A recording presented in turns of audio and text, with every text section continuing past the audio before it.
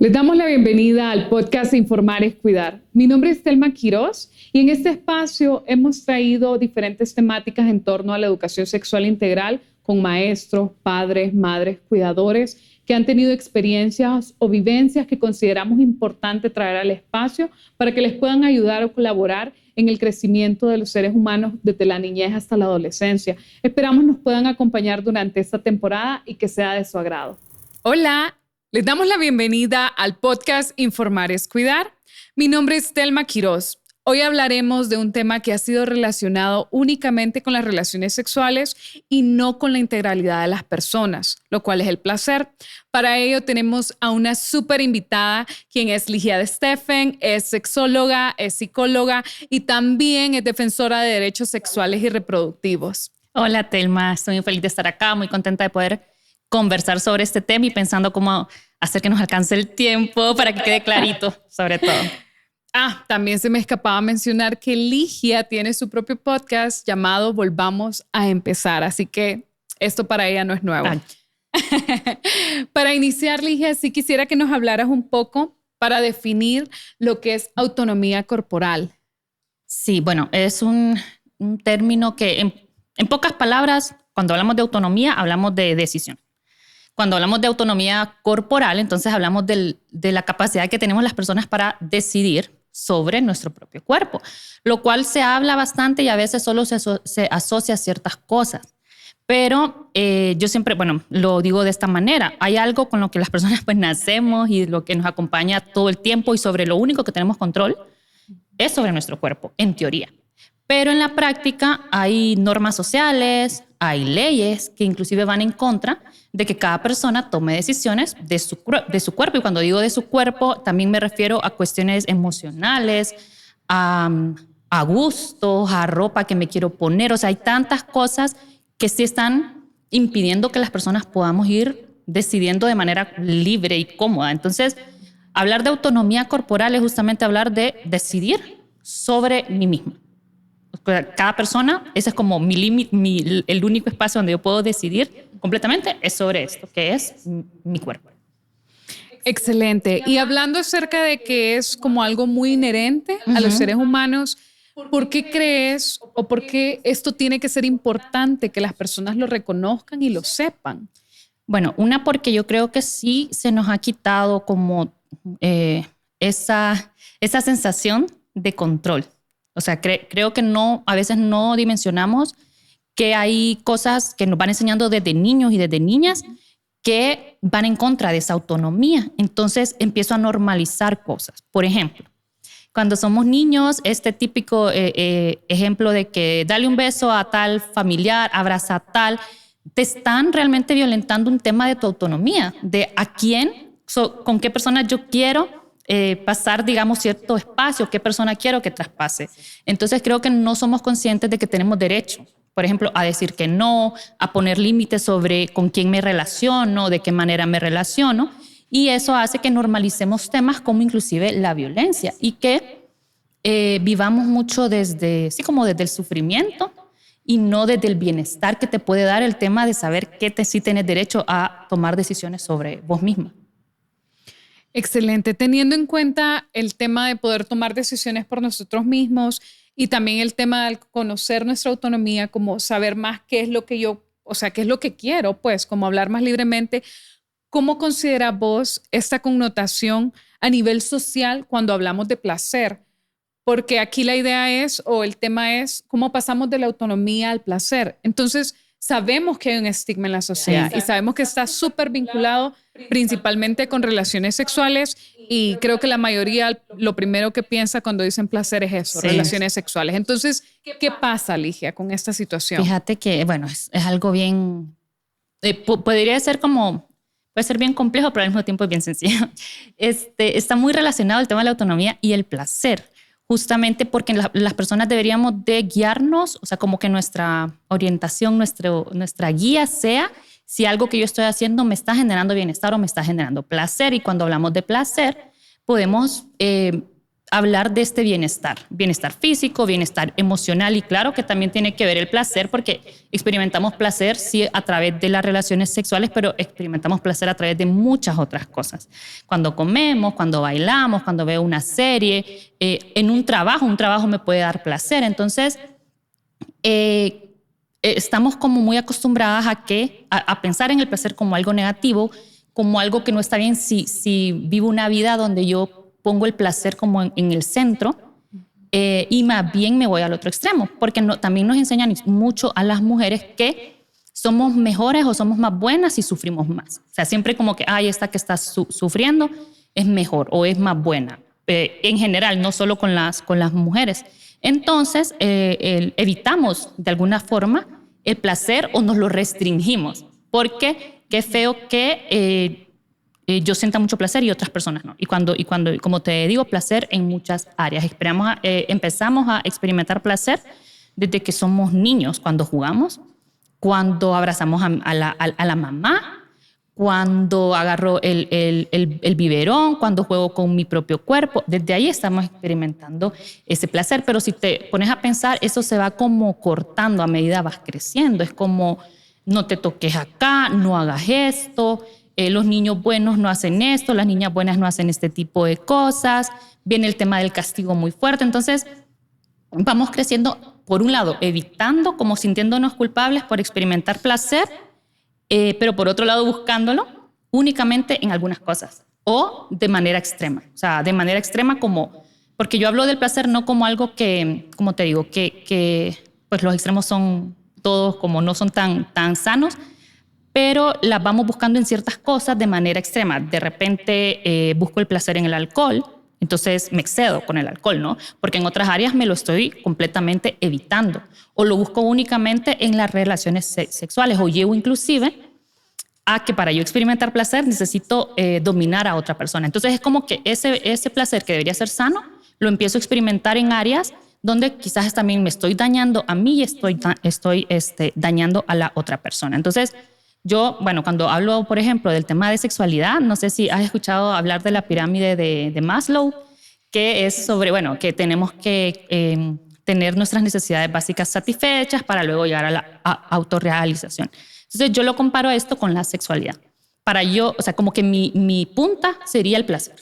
Todo aquello que a mí no me genere placer en el ámbito de la sexualidad no debería de ser como la guía de las cosas que yo estoy haciendo. Y para, obviamente, experimentar ese placer sano, necesito información, necesito acceso a servicios, necesito tener autonomía sobre mi cuerpo. Entonces, si nos pensamos el placer como algo integral, que va en muchas áreas de nuestra vida, quizás le quitemos esa connotación negativa de que es algo malo, de que es un pecado, por ejemplo, y lo entendamos desde algo que me va a dar bienestar y que me va a ayudar con mi salud emocional también. Sí, van muy de la mano también con el tema de comer, Ligia, porque, o sea, me sentí identificada con esto de nos vamos a los excesos porque nos da mucho placer y es esto de no poderlo controlar, pero también consultarte qué tipo de repercusiones tiene el tema de castigar esto del placer, como de hacerle ver a los niños que está mal, que de repente sientan como, o que tengan esta autonomía de decidir como qué repercusiones se tiene. Sí, y va a depender de cada persona, ¿verdad? Aquí estamos hablando en términos generales, porque también, antes de que se me olvide eso, el placer es subjetivo también, ¿verdad? Lo que te da placer a vos quizás no me lo da a mí. Entonces es algo muy subjetivo. Pero yo creo que cuando hacemos esto de llevar a los extremos o de castigar, por ejemplo, o de ponernos a hacer cosas que no queremos hacer, podemos hablar de que estamos reprimiendo una parte de nosotros mismos y de nosotras mismas que va a salir por algún lugar. O sea, como vos decís, va a salir, y ya lo habían mencionado, ya sea con excesos en muchas otras áreas. Y también para mí, creo que lo podemos ver mucho en las relaciones interpersonales y en las relaciones de pareja. Hasta donde yo estoy dispuesta, por ejemplo, a tolerar cosas que son violencia. Y no lo digo como que la persona tiene la culpa, sino que ha habido todo como un aprendizaje donde no ha sido el placer el centro. Entonces, aunque esta relación no me está generando placer ni bienestar, me quedo ahí, ¿no? Porque no he asociado el placer con algo bueno, sino que más bien he asociado que yo tengo que sufrir y he reprimido todo aquello que me puede dar placer. Entonces, por ejemplo, en el caso de los niños y de las niñas, como te decía, sí hay algo que es súper importante y que tenemos que pues, hablarlo sin tabú, y es el hecho de que los niños exploran, por ejemplo, su cuerpo. Y no estoy hablando de una exploración sexual desde cómo lo exploramos las personas adultas, sino desde un niño que es su cuerpo y que tiene derecho a tocar su cuerpo como él quiera, porque es de él, y lo está explorando porque está reconociendo su cuerpo, ¿no? Estoy reconociendo que tengo unos pies, unas manos, y eso está bien. Entonces, si yo veo y empiezo a reprimir eso, estoy distanciando a ese niño o a esa niña de algo que es él mismo. O sea, es como, y es bien extraño cómo nos podemos llegar a distanciar de nuestro propio cuerpo. O sea, yo soy Ligia y tengo un cuerpo como que mi cuerpo fuera otra cosa. Y fuera una cosa, ¿verdad? No parte de mí. Entonces también estoy haciendo eso, estoy distanciando, y lo que estoy produciendo al final van a ser conductas de riesgo para mí y también para la otra persona. Porque hay personalidades, hay estructuras también de personalidad que a veces hablamos y las mencionamos como estructuras perversas que buscan el placer en cosas que hacen daño a otras personas. Y eso tiene que ver mucho con que no se está abordando el placer desde este punto de vista sano, integral, desde este punto de vista del bienestar.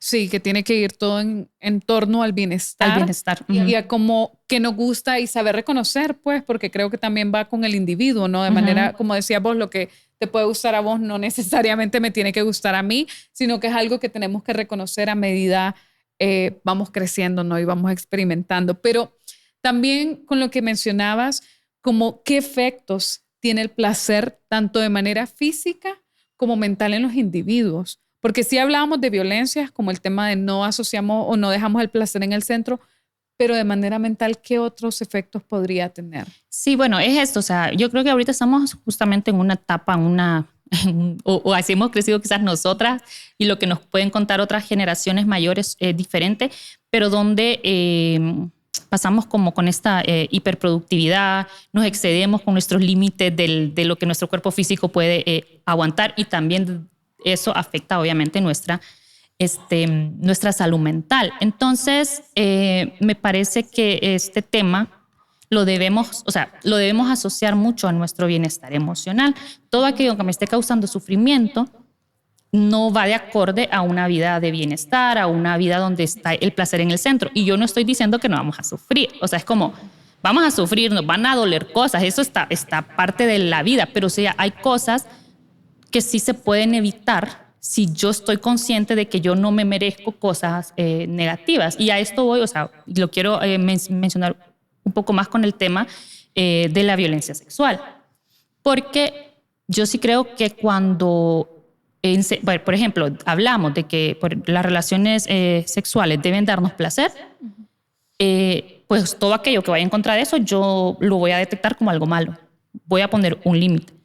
Y vuelvo al caso de los niños, donde no les enseñamos que ellos pueden decidir que si hay algo que no les hace sentir bien, ellos pues deben de poner un límite o no deben de contar. Entonces vamos asociando que no está tan mal si yo no estoy disfrutando, por ejemplo, una relación interpersonal, o yo no estoy disfrutando una relación sexual. Entonces normalizo mucho el tema de la violencia sexual, porque si hablamos, por ejemplo, de este tema en nuestra sociedad, aunque podemos decir, en teoría, lo cruel que es, todo el impacto que puede causar en la vida de una persona ser víctima de abuso o ser víctima de violencia sexual, aún así lo normalizamos, porque nos parece que no está tan mal, porque nos parece que, bueno, es un sufrimiento más, porque la vida es así y lo voy a superar y es una prueba que me pusieron. Pero si yo lo viera desde el otro punto de vista, yo creo que nos alertaríamos un poco más con lo que vivimos a diario, o sea, con la cantidad de niños, por ejemplo, que están siendo todos los días víctimas de abuso de un familiar, donde ahí nos está enseñando, por ejemplo, el tema de la autonomía, y no ha enseñado tampoco el tema del placer. Entonces creo que estamos como pues perjudicando al final, con la pregunta que me hacías, el tema de la salud mental, porque todo este pasar límites al final afecta nuestra salud emocional y nuestra salud mental. Gracias, Ligia, por eso. Y hablando también, porque mencionabas el tema de que no se aborda desde los niños, cómo esto se va deteriorando y qué efectos puede tener, pero hablemos desde la educación sexual, cómo se aborda el placer, porque hay mucha desinformación en torno al placer, como lo decíamos, está muy vinculado solo a relaciones sexuales y no es necesariamente eso. Entonces, ¿de qué manera la educación sexual viene a hablar acerca del placer? Porque estamos hablando que pueden ser niños, jóvenes, adolescentes, adultos. Entonces, ¿de qué forma? Bueno, uno es que necesitamos considerar o necesitamos reconocer el placer como un derecho, ¿sí? Como un derecho de las personas, o sea, como algo que nos merecemos y que no nos lo deberían de quitar. Y desde ahí a la gente le da como, ay no, ¿cómo están hablando de que el placer es un derecho? Porque lo vinculan al sexo. Entonces, hablar del placer desde la educación sexual integral es hablar de todas estas cosas que yo te mencionaba antes, de que experimentamos placer en cosas pequeñas. Experimentamos un placer que no es sexual, experimentamos un placer con nuestro propio cuerpo, experimentamos un placer en actividades, o sea, cotidianas, en dormir, en levantarme, en comer bien, en relacionarme con otras personas. Entonces, cuando hablamos de la educación sexual integral en niños, por ejemplo, y en niñas, y hablamos de placer, no estamos hablando de masturbación. O sea, no necesariamente estamos hablando de masturbación, ¿no? Estamos hablando de que ese niño, por ejemplo, quiere correr, estamos hablando de que ese niño quiere, no sé, disfrutar una película, estamos hablando de que ese niño quiere poner límites. Entonces, se va abordando desde esa área, como también como ese disfrute de muchas actividades. O sea, podemos ver el placer como el disfrutar, ¿verdad? Y el cómo yo enseño a disfrutar de las cosas que hay, sin que todo sea una obligación, sin que todo sea un tenés que, porque yo lo digo, sin que todo sea desde que no sea ese niño o esa niña que también puede tomar decisiones. Porque también estamos muy acostumbrados a que pareciera que otras personas saben más sobre lo que nosotras necesitamos. Y si hay un tema que todas las personas sabemos al 100%, es sobre nosotras mismas. No hay ni psicólogo, ni psicóloga, ni médico, ni nadie que sepa más acerca de vos que vos misma. Y eso yo creo que es algo que también se debería de poner como desde que estamos pequeños, de que sí, el niño es un niño y necesita orientación, pero ni el adulto ni el papá sabe más de lo que ese niño y esa niña está sintiendo. Entonces, a veces les quitamos también como esta posibilidad que tienen. Y bueno, hay otro tema que es el tema de la autonomía progresiva que va del lado con esto, porque también cuando estamos niños vamos adquiriendo esa autonomía a medida vamos creciendo de una manera sana si se nos brinda la información adecuada para que podamos ir tomando estas decisiones sobre nuestro cuerpo, sobre en qué áreas yo quiero experimentar placer, sobre en qué áreas en cómo y qué me gusta. Desde la información de una manera muy segura. Me gustaría indagar un poquito más en eso que dijiste, Ligia, de la autonomía progresiva, porque también se entiende mucho que esto del placer, las personas piensan también o lo relacionan con el libertinaje.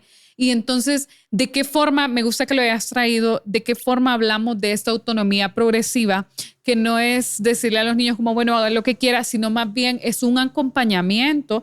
Y también indagar en eso de nadie va a conocer mejor su cuerpo que ellos, pues, y que nosotros mismos, nadie va a poder venir a hablar de mi cuerpo más que yo, porque yo soy la que está viviendo y habitando en él, ¿no? Sí, bueno, este término sale justamente de la Convención de los Derechos del Niño, una convención internacional, y habla de que puedes dar ese poder, bueno, no dar, pero no quitarle al menos el poder a los niños de ir tomando decisiones pequeñas. O sea, vos tenés un niño, no sé, de 5 o 6 años, ya puede decirte qué camisa se quiere poner, por ejemplo. Entonces, eso va parte de la autonomía progresiva. No te lo va a decir al mes, porque no puede, pero va llegando a edades donde van pudiendo tomar ciertas decisiones que, si se van respetando, el niño va adquiriendo ese poder sobre sí mismo. Yo a veces le digo a mi mamá, ¿cómo me dejaba ponerme estas cosas? Porque veo fotos y yo, ay, no. Y me dice, o sea, como, eso era lo que te querías poner. Y, o sea, ¿en qué impacta que te querías poner esa camisa con ese short? Claro, le podía dar pena a mi mamá, ¿verdad? Pero al final, ¿en qué impacta? No, o sea, entonces ya eran decisiones que una ya puede ir tomando. Puedo tomar una decisión, por ejemplo, de decir, no sé, ¿quiénes quiero que sean mis amigos? Inclusive con la comida es un tema, yo sé que es controversial también, ¿verdad? Pero no sé si has visto que cuando obligamos mucho a un niño a comer algo que no quiere, después más adulto, o sea, detesta esa comida, ¿verdad? Entonces también el tipo de abordaje que se le tiene que dar, o sea, que es ir tomando al final pequeñas decisiones de acuerdo a su edad solo con la orientación de los papás. Yo sé que si pues, le está tomando una decisión sobre algo que no puede, pues ahí está ese abordaje donde yo explico el por qué eso no está bien, el por qué eso no se puede hacer, pero no eso no porque yo lo digo, sino eso no por estas y estas razones. Entonces, cuando vamos hablando de este tema de la autonomía progresiva, es justamente eso, el no quitarle el poder y el saber que tiene la propia persona sobre ella misma, hasta que ya llegamos a una edad donde en teoría sí estamos tomando decisiones sobre nosotras mismas, pero cuando nos ponemos a pensar y nos vemos leyes, vemos que a veces no hacemos cosas no porque no queramos, sino por el estigma social, nos damos cuenta que probablemente esa autonomía corporal sí se ha quitado de nosotras. Entonces, por ahí va creo que esta parte de la autonomía progresiva. No sé si respondí la pregunta que me hiciste. Sí, totalmente. Y también se me vino a la cabeza este tema de cuando te dicen no te vas a levantar de la mesa hasta que no haya nada. Uh-huh. Y después uno tiene como esta culpa de que tal vez ya me siento llena, pero todavía hay comida en el plato, ¿no? Sí. Entonces, ¿de qué manera también como tener esto muy presente? Y hacer este abordaje, me encantó lo que dijiste de dejar el placer como en el centro y no de esta manera de libertinaje ni nada. Eso. Que sí puede ir ligada con el tema sexual, pero no necesariamente. Es que como te decía antes, y qué bueno que lo mencionás, el punto es que si estoy negando y estoy evitando y estoy satanizando el placer, puedo llegar a lo contrario, ¿no? Al extremo de buscar el placer en cosas que son momentáneas y en cosas que me hacen daño, o busco el placer de forma no segura.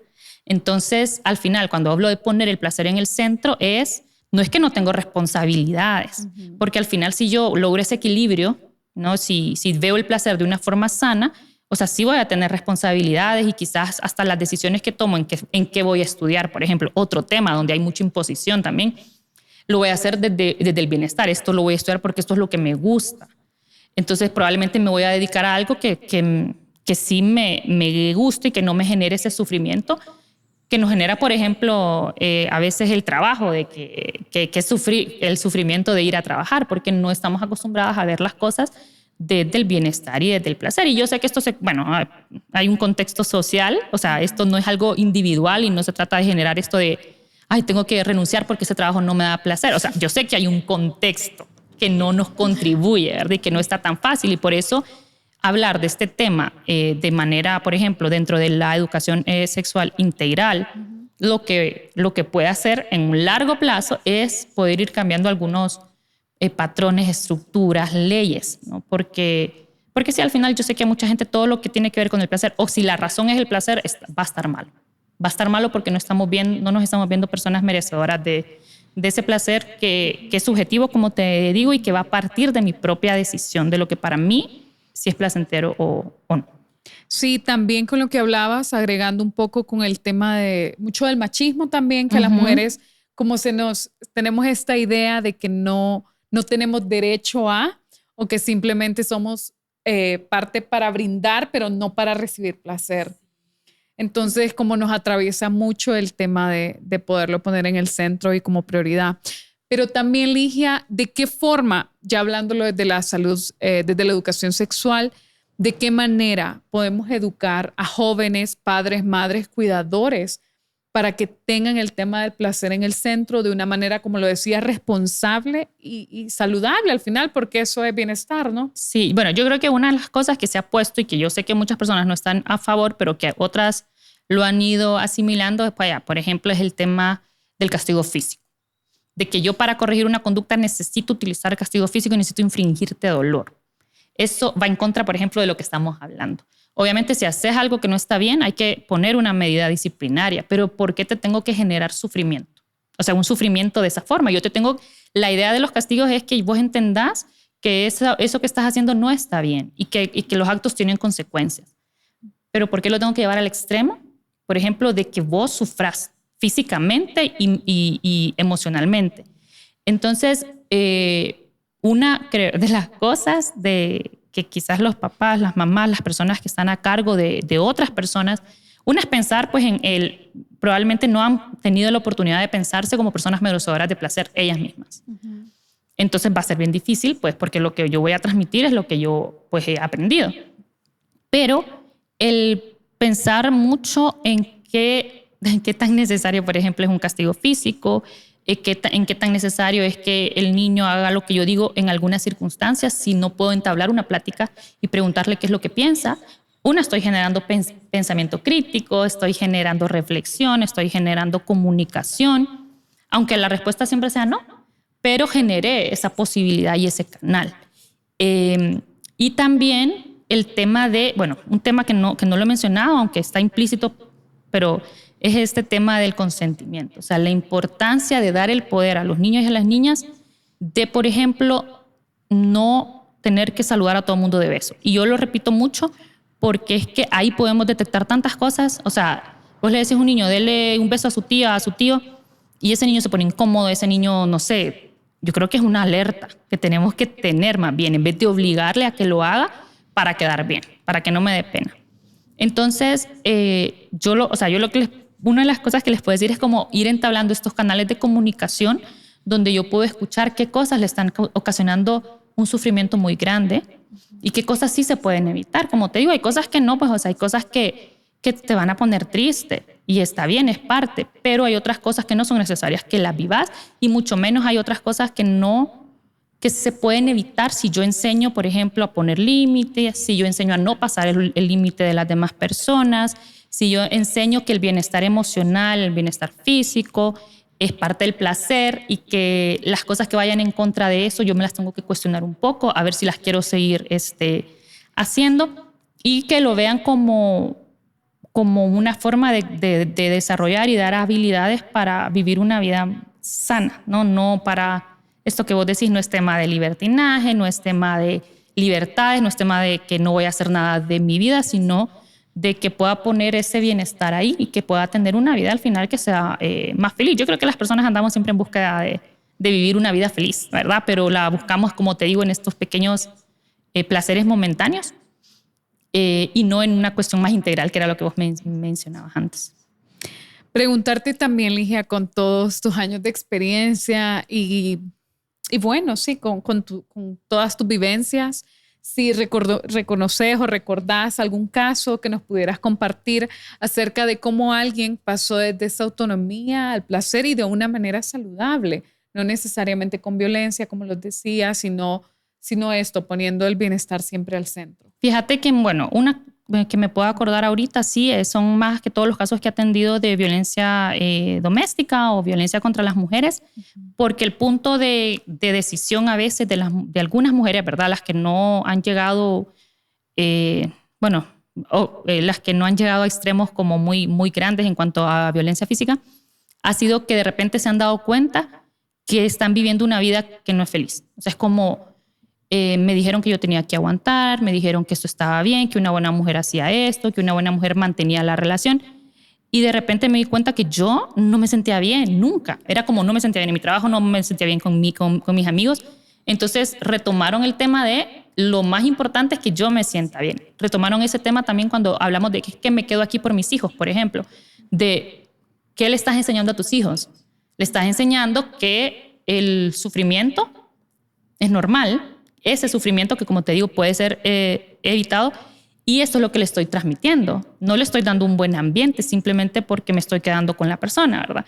Entonces, a las que han logrado como salir, porque cuesta mucho también salir de esos círculos de violencia, han dado con este punto de yo no me siento bien, esto no me está dando placer, y empiezan a hacer cosas que les da placer, que es otra forma. Dicen, bueno, no, empecé a hacer algo que me gustaba mucho, empecé a tener un hobby, y empezaron a conectar con todo eso que es placer y lo empiezan a comparar con esto que no les está dando placer y dicen, bueno, me puede doler un montón, pero yo voy a poner mi bienestar en el centro.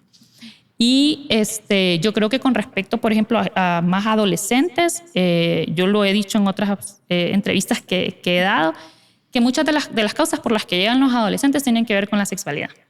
Tienen que ver con no le puedo contar a mi mamá esto, no le puedo contar a mi papá, no sé si puedo iniciar mi vida sexual, no sé cómo cuidarme.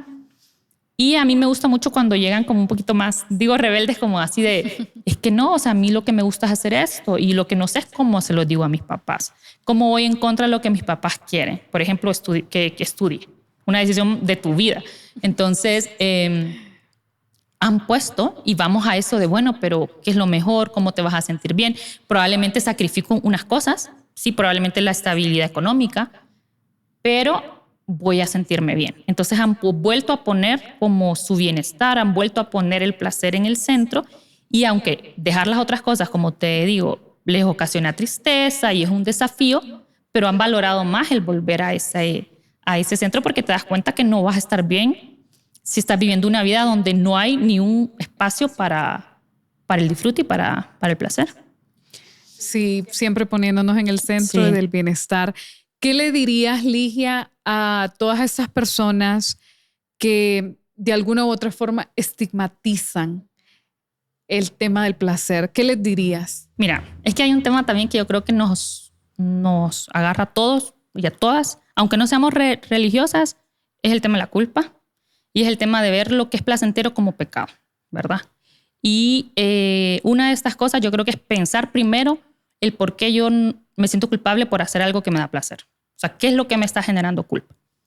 Si de repente me doy cuenta que no le estoy haciendo daño a nadie, no me estoy haciendo daño a mí misma, ¿qué tiene como de malo? O sea, no, entonces siempre yo invito a la gente a que reflexione el porqué de las decisiones que está tomando, desde dónde vienen. ¿Vienen desde algo que yo pienso o vienen desde algo que me han dicho? Por ejemplo, pienso que el placer es pecado y de repente no soy ni religiosa. Y te lo digo porque vivimos una cultura muy conservadora y donde, aunque no vayas a la iglesia, tenés en tu cabeza que tener placer no te va a llevar al cielo. Entonces, yo les diría, como primer paso, es reflexionar sobre de dónde viene esto que estoy pensando. Obviamente, también está la otra parte de reflexionar qué cosas me dan placer.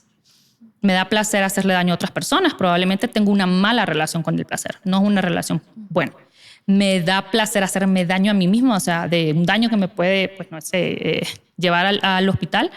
Entonces, probablemente mi relación con el placer no está siendo una relación positiva, porque una relación positiva es eso, no le hago daño a nadie, no me hago daño a mí misma, no me trae consecuencias negativas a largo plazo, porque el placer no es algo que necesariamente sea algo momentáneo. En algunos casos es algo del momento, pero que ese momento no sea lo que te va a ocasionar un sufrimiento permanente, ¿verdad? Entonces, bueno, sería como reflexionar mucho acerca de dónde vienen tus creencias acerca de que el placer es algo malo y no asociar el placer solo a lo sexual. Sí, no estigmatizarlo. Ya para finalizar, Ligia, porque creo que ha sido como muy enriquecedor el poder hablar, el poder como quitar esta idea de la cabeza de que el placer va como fijamente ligado a tener relaciones sexuales. Sí quisiera que nos dejaras con algo para madres, padres, cuidadores que de alguna u otra forma están en este momento como experimentando estas etapas con sus hijos, con sus adolescentes, con las juventudes, inclusive hasta con ellos mismos, como qué mensaje le dejarías para que podamos ir de la autonomía al placer. Sí, bueno, qué complicado hacer un mensaje como más corto, pero bueno, mira, quiero quizás decir algo que tiene mucho que ver con ese tema de la masturbación, que es parte del placer, es parte de la autonomía y que a muchas personas le tienen miedo de que se les va a enseñar a los niños, por ejemplo, con la educación sexual a masturbarse. Una es que, pues, decirles que es súper normal que los niños se exploren en diferentes edades, lo van haciendo y que lo importante va a ser que se les dé la guía de, por ejemplo, no lo puedes hacer en público. O si está muy chiquito y está haciendo cosas que sí son de connotación sexual, necesito, en vez de regañarlo y decirle eso es malo, necesito hablar con el niño o con la niña y preguntarle a dónde vio eso, alguien le dijo, porque al final estas conductas que las consideramos prematuras porque existen, nos pueden estar indicando que este niño vio algo o alguien le está enseñando algo que no está bien, en vez de ir con el castigo, ¿verdad? Primero y luego, pues abrir, siempre digo, este canal de comunicación y de confianza, de que si el niño, por ejemplo, me está preguntando cosas, probablemente es porque ya escuchó en algún lugar. Entonces, negarle la información lo que va a ocasionar es un morbo sobre aquello que me está preguntando. Entonces, poder explicar. Y si tengo dudas y si no sé cómo hacerlo, entonces pues podemos acudir a organizaciones, a profesionales, porque se entiende que si no nos han informado, si no nos enseñaron sobre estos temas, se nos hace mucho más difícil enseñarlo. Pero pensemos mucho siempre en aquello que da bienestar, en cómo queremos relacionarnos, en cómo quiero que mi hijo, que mi hija, que mi sobrino, no sé, se relacione con el placer, si quiero que lo haga de una forma sana o si quiero que no lo quiero ni hablar, entonces probablemente se va a relacionar en el futuro de una forma, de una connotación muy, muy negativa. Y recordar que al final las personas somos, vivimos en una colectividad, pero somos individuales. Incluso mi hijo, mi hija, pues es una persona aparte de mí y va a pensar distinto, las cosas que le van a causar placer y bienestar son otras. Entonces también respetar como mamá y papá el límite de mi hijo es bien importante. Y yo sé que es difícil el equilibrio, pero yo creo que ya con que nos abramos a la posibilidad de analizarlo y de reflexionarlo, estamos haciendo bastante. Muchísimas gracias, Ligia, por haber compartido como este espacio, haber puesto sobre la mesa la idea de que el placer en realidad tiene que ir ligado al bienestar y que no necesariamente pues está enfocado con lo sexual. También recordar acerca de la autonomía y lo importante que es para los individuos como seres humanos pues tener esa conciencia de individuos, de tener autonomía propia, porque nadie va a poder hablar del cuerpo de nadie, sino nosotros mismos, las personas que lo habitamos, ¿no? Y pues nada, darte las gracias nuevamente. Gracias a vos. Dejarles a ustedes también que nos puedan comentar, dejarnos algún comentario, suscribirse, compartir el video y que nos cuenten qué les pareció y nos vemos hasta la próxima. Muchísimas gracias. Esperamos les haya gustado este episodio del podcast Informar es Cuidar, compartiendo saberes, experiencias e inclusive conocimientos. Si les gustó pueden dejar sus likes, comentarios o inclusive compartir con sus seres queridos. Hasta la próxima.